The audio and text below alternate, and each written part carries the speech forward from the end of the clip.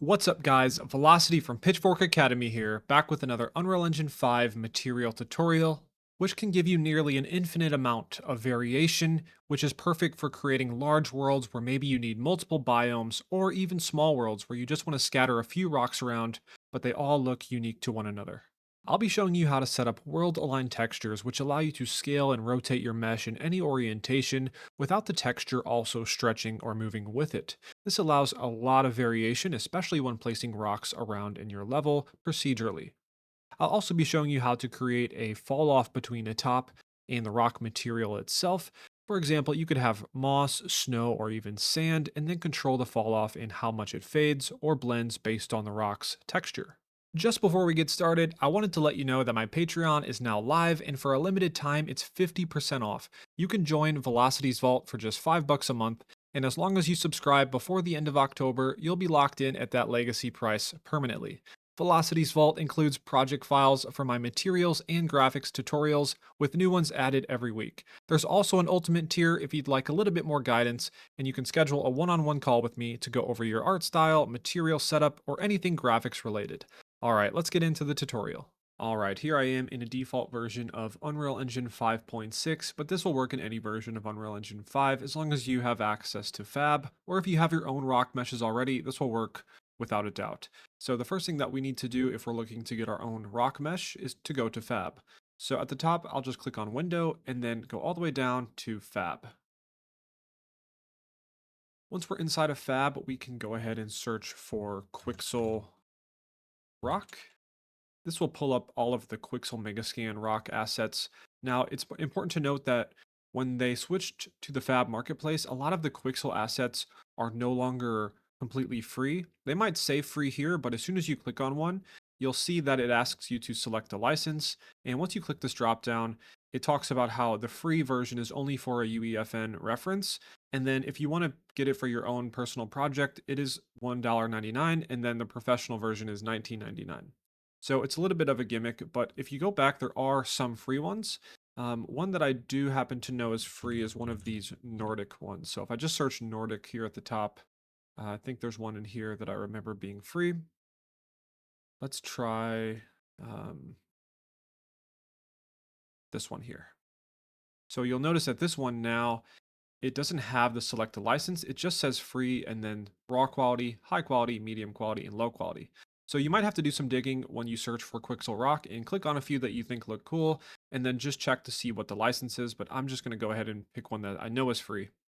And I'll go ahead and choose the high quality. That way we can scale it up and we won't notice the triangles as much. But if you're going for more of a stylized game and you know that your rocks are going to be, the majority of them will be small, you can definitely get away with medium quality. I'll just go ahead and click high quality and then add to project. And then I'll click the agreement and accept.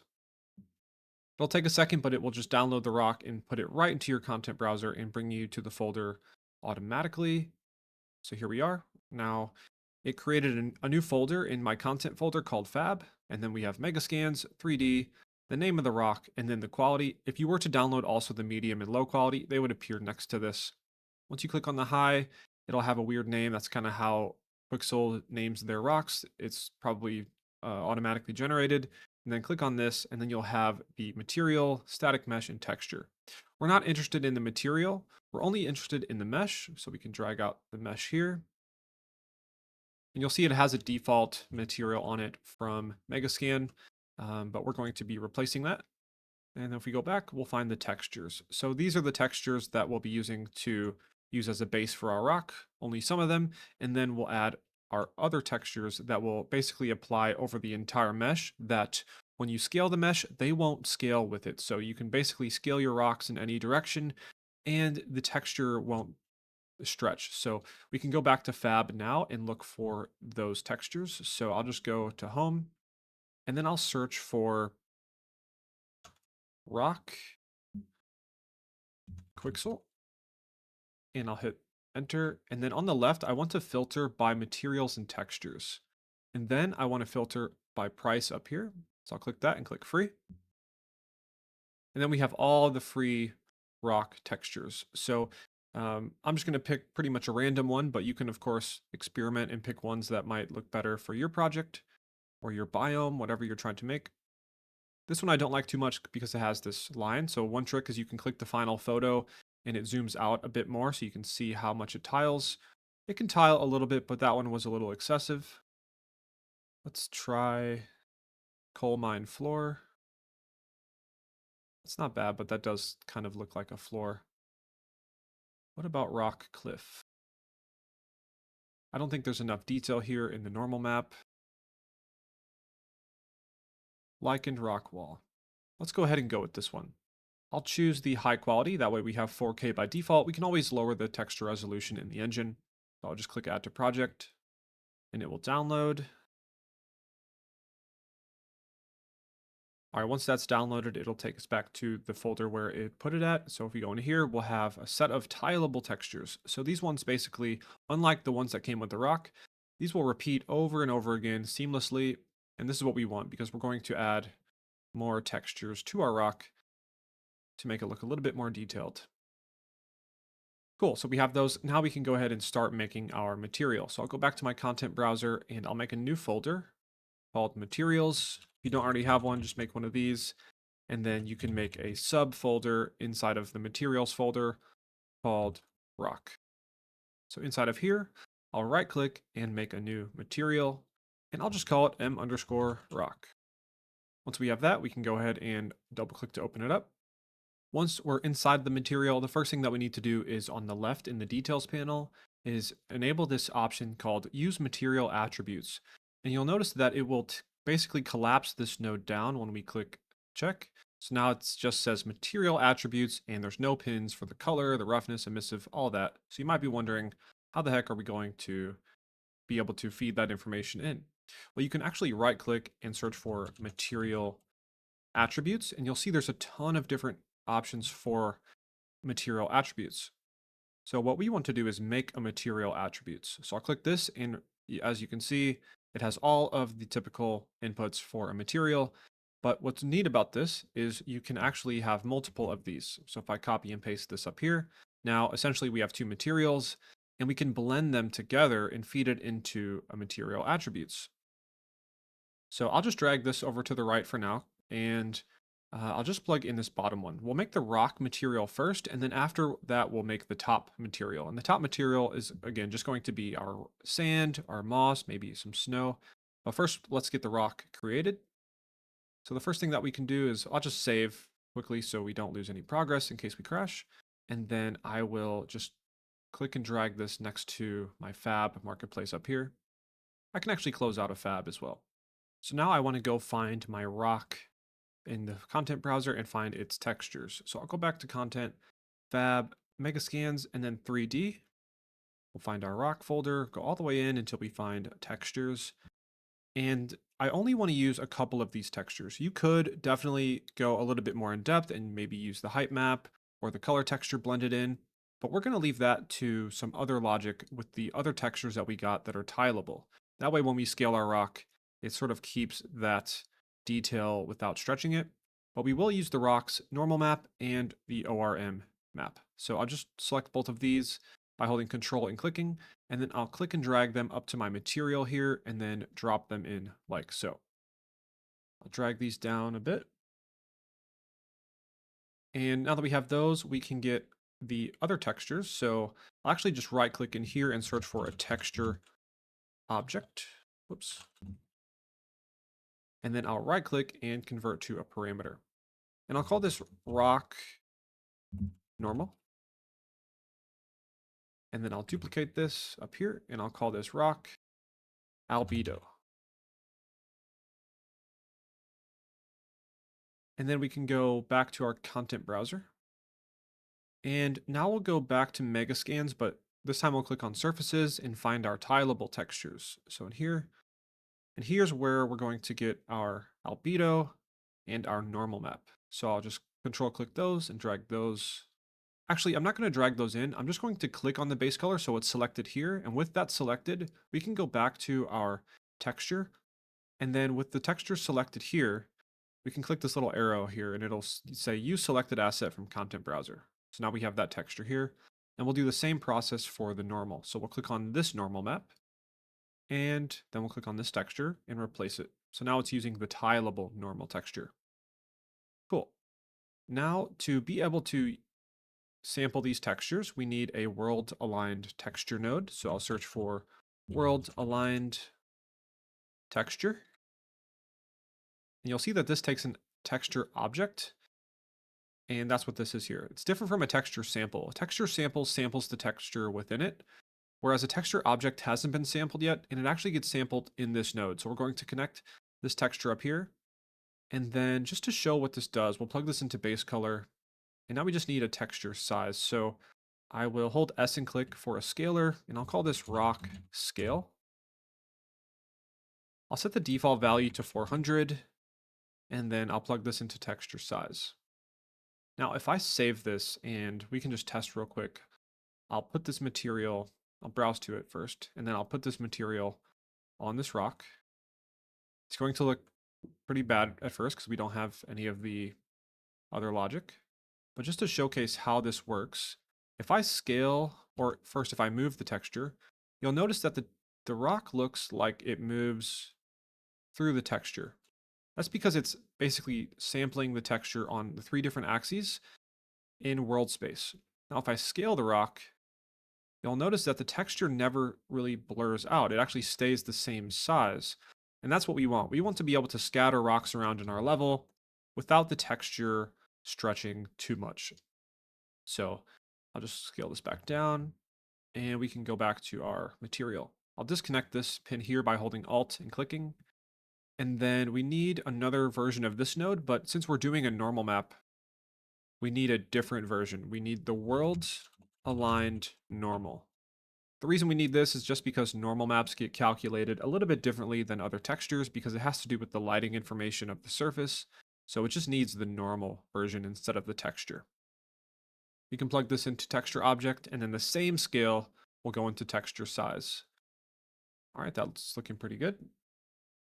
Next, we can drag off of the XYZ texture, and let's get a desaturation node. This way, if we want to change the color of our rock to something that's the opposite color of this, we can basically desaturate the color of this texture first before we change the color. So we'll get the actual color that we want. So I'll get a scalar parameter, and I'll call this rock desaturation. Default value of 0, because we don't want to do that by default, only if we need, for example, like a purple rock. We would be able to set the desaturation to 1 and then tint it with purple, and it would be fully purple and not trying to fight the original color. So let's add that color option now. So I'll drag off and search for a multiply. And then I'll hold 3 on my keyboard and click for a constant color. I'll plug this into the multiply. And then I'll right click on the color and convert to parameter. I'll call this rock color, and I'll double click it and set it to white by default, because white is just 1. So anything multiplied by 1 at like simple math is just itself. So with this logic here, we'll just get the default color. But if we wanted to later adjust it, we can with these parameters. And then this goes right into base color. So we have the color done. Now we can move on to the normal. So we want to basically blend our world aligned normal, the one that doesn't stretch, with the rock's normal map. That way we get some of the detail from the rock mesh that came with the rock asset. So I will right click and search for blend angle corrected normals. This is a handy function that allows you to blend 2 normal maps together. And we'll have the base normal be the rock's normal, and then the additional normal will be our world aligned normal. And then from here, we want to drag off and just type reroute, and it'll come up with this add named reroute declaration node. We want to use that, and we'll call this rock normal. This allows us to reuse whatever's behind it anywhere we want. So I can search, and you'll see this drop down at the top called named reroute, and you can see our only one here is a rock normal. So if I click it, it'll be the same color. That way you can kind of keep these organized if you want. And you can reuse this in multiple different places that you might need. So that's great. I'll just delete it for now. We'll be using it later. From rock normal, we can just go ahead and pass it through to normal. So now we have the normal information. You can see it sort of in this preview. We get some little detail on the surface, some shadowing. So that's great. Now we can use the ORM. So this is where we get the roughness from the original rock and the ambient occlusion. So the R is the ambient occlusion, so we'll put that right in. And then the G is the roughness. So I'll just drag off and search for multiply. And I'll get another scalar value and I'll call it rock roughness. And we'll multiply it by 1 by default. That way it's the same as the texture that's in here. So if we just double click on this texture, we can see really quickly.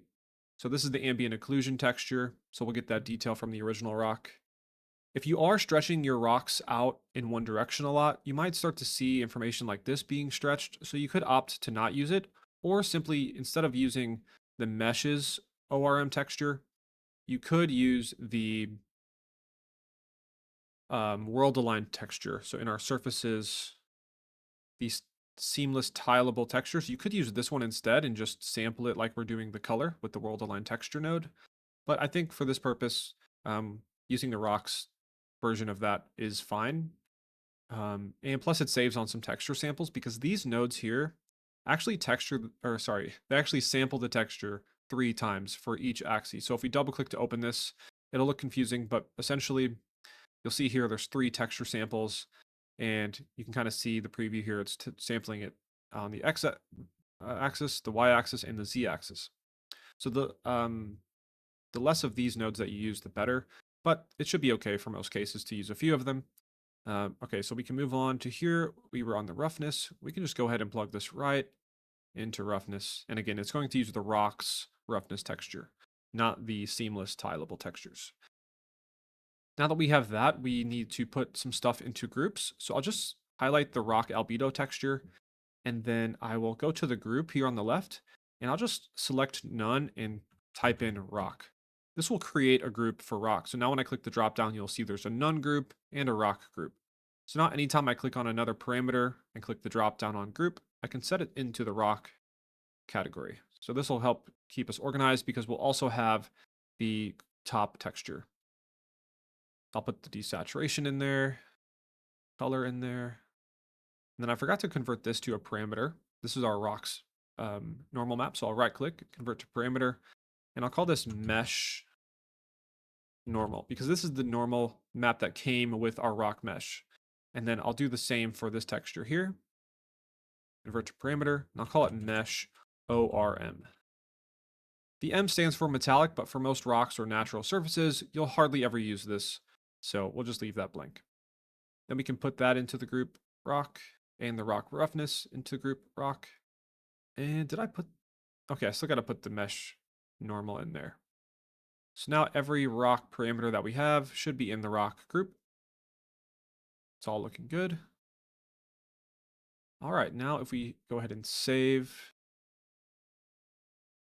we can go back and just quickly look at our rock. So now we have some actual detail on the surface from the normal map. So that's looking good. We still haven't created our material instance yet for the rock, but we'll do that once we create the top material as well. So we can just go ahead and full screen this again. I'll select everything down here and click C on my keyboard for a comment box, and I'll call it rock material. Drag this down here a bit. Cool, so now that we have rock, we can move on to our top material. So the top material will be mostly the same with a few added controls. For example, on the moss, we want to be able to have the edge of it look a little bit brighter. So we'll add a couple more controls on the top to make it more interesting, but most of it will be the same. So I'll right click and search for a texture object, and I'll right click, convert this to parameter, and I'll call this top albedo. And then we'll drag off of this and search for world aligned texture. And then I'll right click and search for a scalar parameter. You can also hold S and click, and I'll call this top scale. Default value can be 400, and we'll plug this into texture size. I'll just go down here and copy these 2 nodes, the normal for the rock, and then the scale will go into here. And I want to rename this to top. And this gives us a good chance to make a new group too. So I'll just highlight rock and I'll put it into a top group. Now I can select my top scale, put that into top, and with our albedo as well. And then we can copy these top two nodes, paste them down here. And this one will be our top ORM. I'll drag top scale down into texture size. And then we can go ahead and put that into, oh, it's already in the group because we copied it. That's great. Now we can go ahead and drag off of XYZ from our albedo top, and we'll do the same logic. So we'll get the desaturation node, hold S and click for a scalar, call it top desaturation. I really like having this control in case, for example, we get a mossy texture, but in a different biome, we might want that moss or grass to be purple. But if our texture is green, we need a way to basically remove the green. So this is a really handy tool. I'll hold M and click for a multiply. I'll drag off to saturation and plug that. And then I'll hold 3 and click for a vector parameter and then convert that to parameter. I'll call it top color. Click on this here, set it to white. So it's white by default or nothing, no change by default. And then now we need to add a control for the moss. So first I'll add a switch. I'll right click and search for static switch parameter. I'll call it moss question mark. And then we'll plug our previous information into false. So if we don't check this to be true, it will use just the regular information. And if it is true, we want to do some calculation to make it brighter on the edge. So I'll hold L and click for a lerp. And then this goes into true. And then our multiply from our previous goes into A. And basically we want to blend between our original color and a brighter version of that color, but only on the edge. So to get the edge of our material, we can right click and search for a Fresnel. And if you right click on any node, you can preview the node. As you can see, this node always makes it brighter on the edge. So this is kind of our moss effect. So I'll just stop previewing that. And we need a parameter for the exponent. So I'll hold S and click. And I'll call this moss angle. Default value can be 5, just like the default here. Plug that in there. You don't have to worry about these other two. And then we want to just drag off and saturate it. This clamps the value between 0 and 1. And as you can see, lerps go between 0 and 1. So it's good to saturate anything that goes into the alpha of a lerp, unless you purposely want it to go above 1 or below 0, which there are some use cases, but not for this. Then we want to basically multiply our color by an amount. So I'll just copy and paste moss angle, and I'll call it moss brightness. Default value of 5 is okay. Might be a little bright, but you can always dial that in on the material instance. So again, just to recap, we're lerping or blending between our original rock color and the same rock color or moss color, but a little bit brighter using our Fresnel. We can then plug this into base color, and we can put these two parameters into the top group. And we'll do that with the color as well, and the desaturation. Alrighty, now we can drag off of the normal XYZ and search for a flatten normal. This allows us to strengthen or flatten the normal that we're sampling. So I'll hold S and click for a scalar, and I'll call this top normal flatten. So 0 is going to be default normal. That's what we want. 1 would flatten it totally, and then a negative value would strengthen it. Then we can drag off of this again and search for blend angle corrected normals. And then we want to just drag this into the additional normal instead. So I held control and click, so it's on additional normal. And then our base normal will be our rock normal that we set earlier. Remember, we set that right here to use it anywhere we want. And basically, I want a way to blend in our rocks normal map, our rock sort of crevices, into the top material if we want. So it just makes it look a little bit more realistic. And then what we need to do now is get a lerp. So I'll hold L and click, and a scalar for this. So I'll call this rock normal influence. How much the rock's normal map influences our top normal. So I'll set it to 5 by default, so it's half and half. So it'll be half of whatever's into A and half of whatever's into B, because 0.5 is directly between 0 and 1.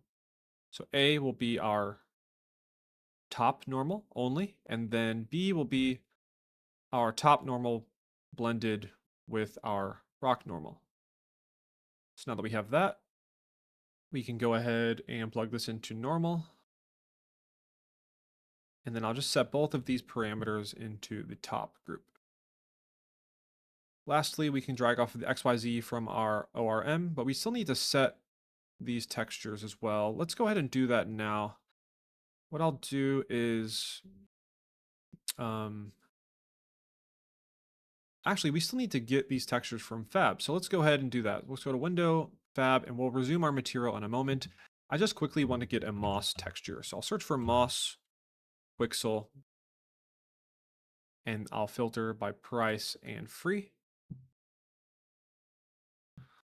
And filter by materials and textures.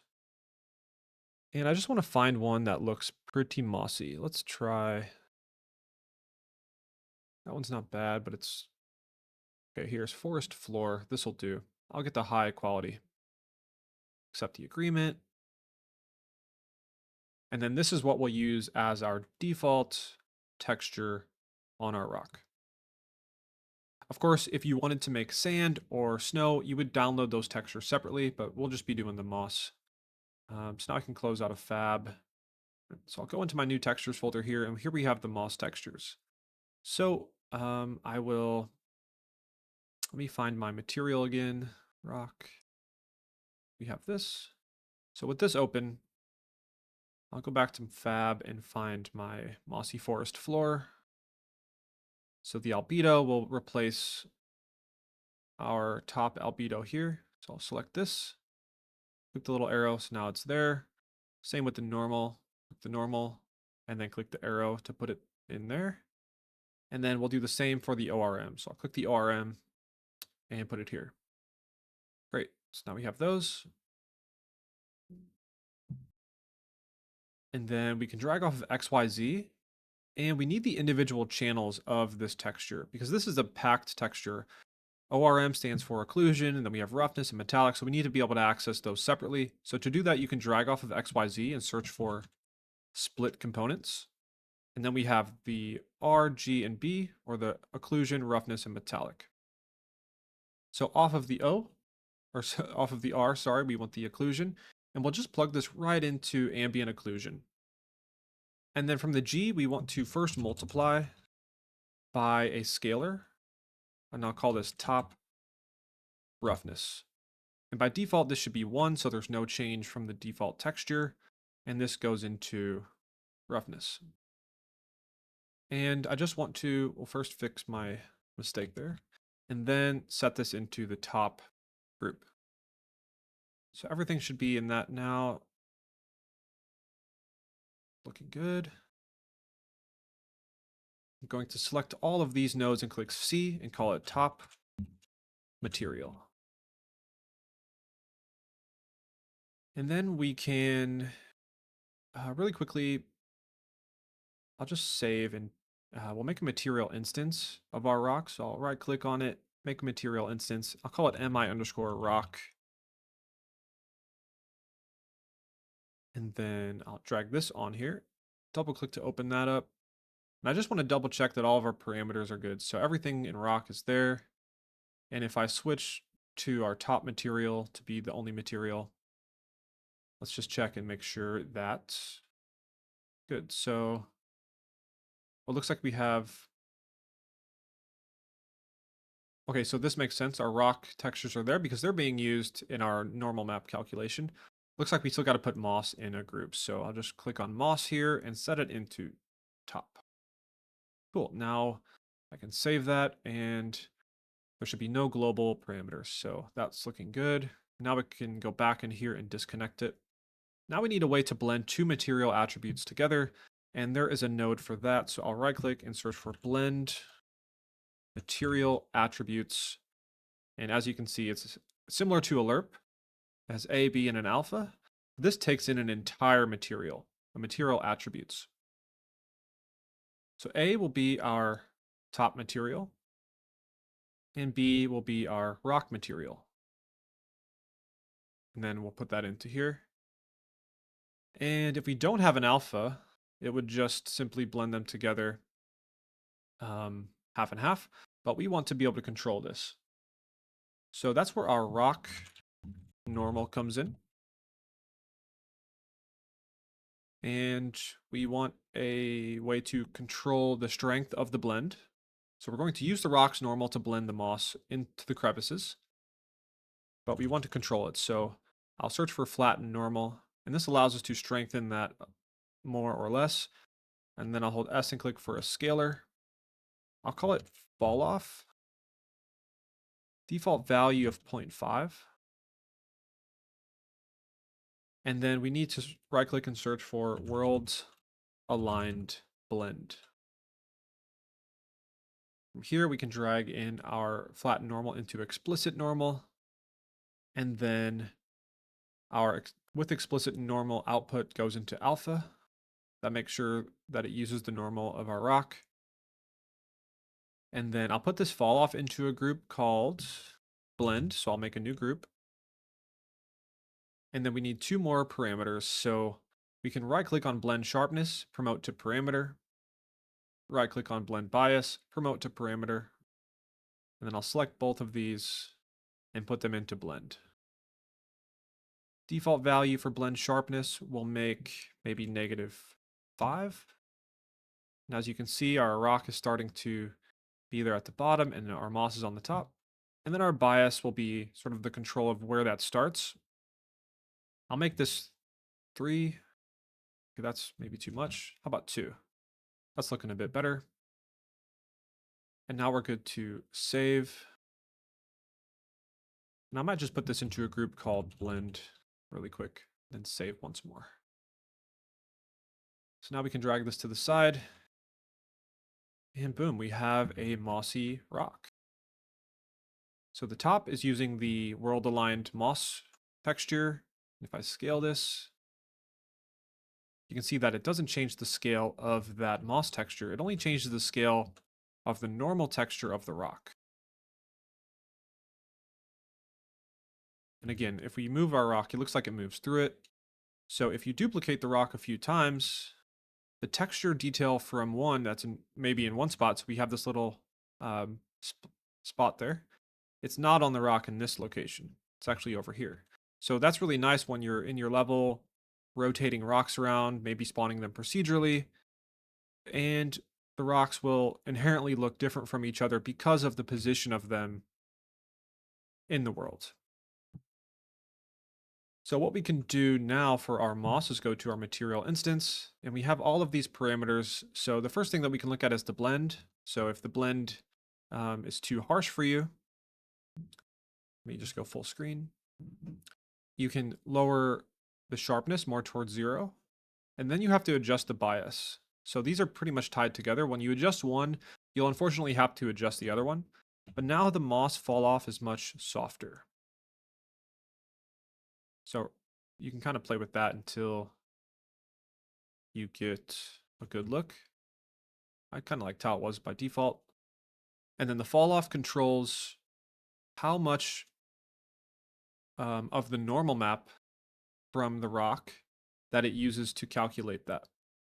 So 1 will be no fall off of the rock texture at all. 0, this kind of seems backward, but it's because we're using the flatten node. So 0 is 0 flatten on the normal. So now we get some of that rock texture breaking up the moss, which looks pretty good. And if you lower this below 0 or above 1, it'll flip it. And you start to get that detail of the rock coming through. I like a value of 0 because it means it just uses the default normal texture that we have set up in the rock. So that's pretty good. And then we can go ahead and so the mesh normal, that's where if you got multiple different rock meshes, you would make sure to create a new instance of your rock and put those textures here from the rock mesh. So I'll leave those disabled. But then the rock texture is something that you would change if you had a different tileable texture. And this is the one, again, that's tileable. It's seamless. This is the one that wraps around our texture using the world align texture node, so we don't get any stretching. And then the rock normal is the normal from that same texture set. So again, if you had different rock types, this is where you would change those textures. So the color, if we try to change the color, it will work. But it doesn't work as good as it could if we turned rock desaturation on. But you really only want to do this if your rock needs to be a wild color. That's very different from your original texture. So if I turn rock desaturation on into 1, now it uses the full color that we select pretty much. If I turn it off, you'll notice a slight difference. If I turn it to 0, we get a little bit more red in there. If I turn it to 1, it's fully the color that we select. So this is just something to keep in mind if you're going for more crazy colors and your color that you're choosing is fighting the rock's albedo. You might want to desaturate your rock here, but I'll leave it disabled and I'll just set my color maybe to, we can try something darker like that. Kind of like that. Maybe a little bit of color in there. So yeah, this is where you can sort of tint your rock. And then the rock roughness is going to be how shiny it is, of course. I'll leave it at a value of 1. And then the rock scale is the scale of the world aligned textures. So if I lower this a lot, you'll see we get really, really fine detail. And that's how you get some really realistic results. I might go a value of 200 just to half it. And then now we're at the top category. So if we go turn on moss, this is going to enable that brightness on the edge. If we look straight at it like this, we don't really notice a change too much. But if you look here on the edge where my cursor is, you can see it gets a bit brighter here. And then we have controls for this. So if it's too bright, you can lower this to maybe 2 or 3. And then if you turn it off, you'll see the difference. I think maybe a value of 3 on the brightness is a little bit better than 5. And then we have the rock normal influence that we talked about, where a value of 0 won't use the normal map from the rock at all. A value of 1 brings some of it in. And if you go above 1, it will just bring more and more of it in until it looks pretty bad. But I wouldn't recommend going above maybe 3 or 2. I might just use a value of 1 to use fully blended with the rock. And then this is where you would change your textures. So if you had a sand texture, if you had a snow texture, you'd put those in here, and you can get those from Fab. But keep in mind, if you're using sand or snow, you might want to disable moss. That way it doesn't brighten the edge, and you'll just get the snow or the sand texture on top. And then the color, of course, is going to tint it. This is kind of what I was talking about with the color. So if I set it to blue here, you can see that it's really struggling to become blue because it's fighting that yellowish green color of the moss. Again, if I set desaturation to 1, now it's desaturating this texture completely. So this becomes gray under the hood.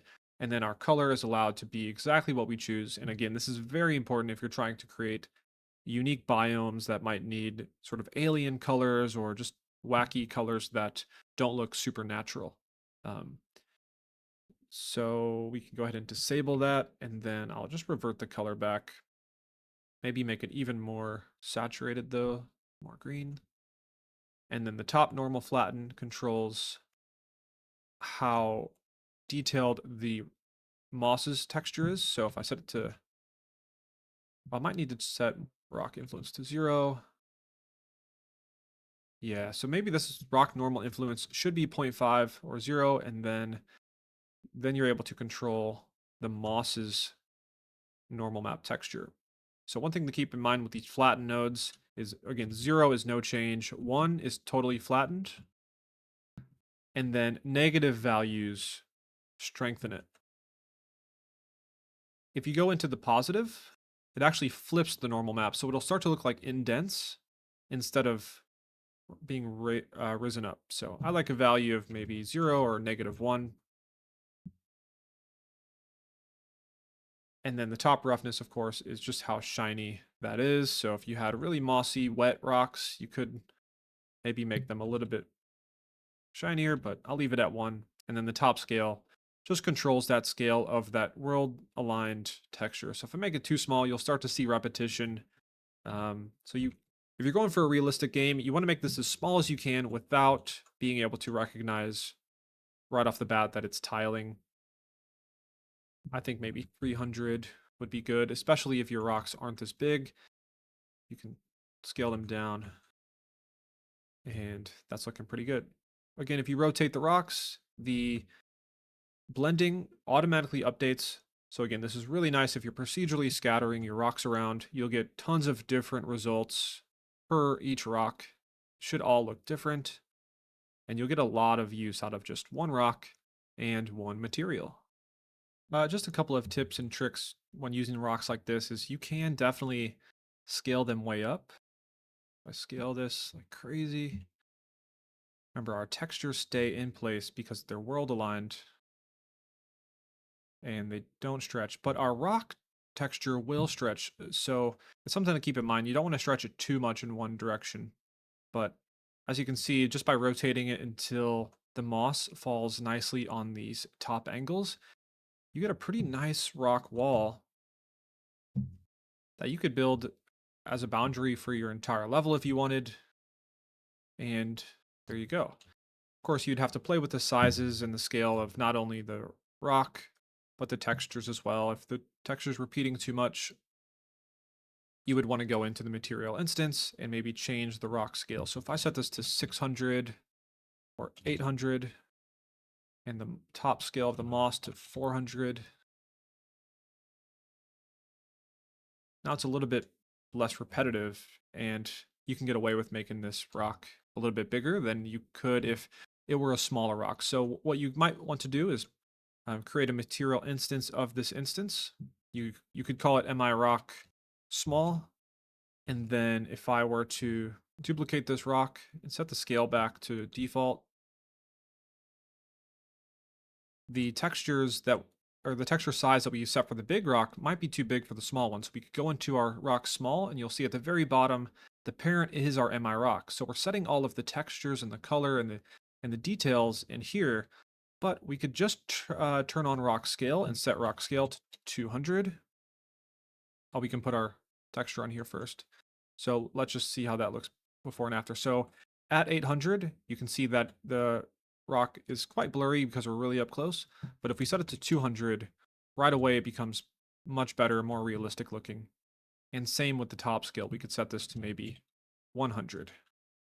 And now our moss texture looks much more realistic because the player will be much closer to this rock and be noticing it more than a rock that's used as maybe a boundary wall.